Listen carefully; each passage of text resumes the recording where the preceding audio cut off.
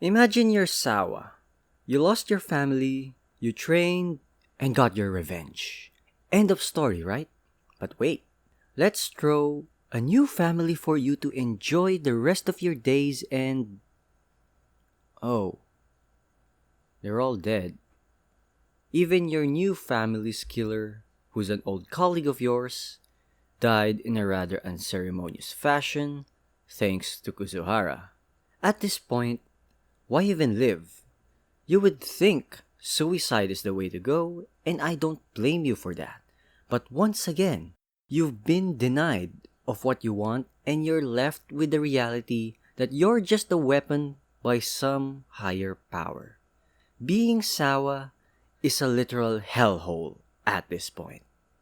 You know, even with Kuzuhara narrating his past life, the thing is, one could make a case that he's being an unreliable narrator here. Why? It's quite simple. We don't have witnesses to confirm Kuzuhara's story, so one could easily be skeptical about it and dismiss it as a fabricated attempt to comfort Sawa. On the other side of the spectrum, one could also say that Kuzuhara is being genuine, but in a rather cruel way. Because technically, he raised Sawa as a daughter, and even though he sees her suffering, his parental instincts can't let him just have her die. Hence, saving her in moments that seems like he's the villain there.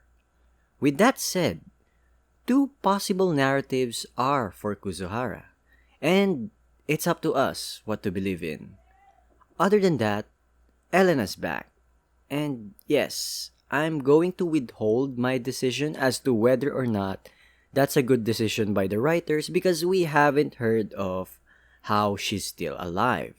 Obviously, the one from the previous episode is a fake body, so what I'm going to look for here would be the rationale of keeping Elena alive and what Kuzuhara's endgame is.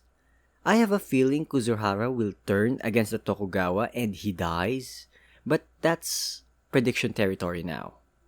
In any case, Elena's return seems to mark the beginning of the end. And like I said last week, Sawa ain't going nowhere until the end. Because she's cursed to suffer until the end.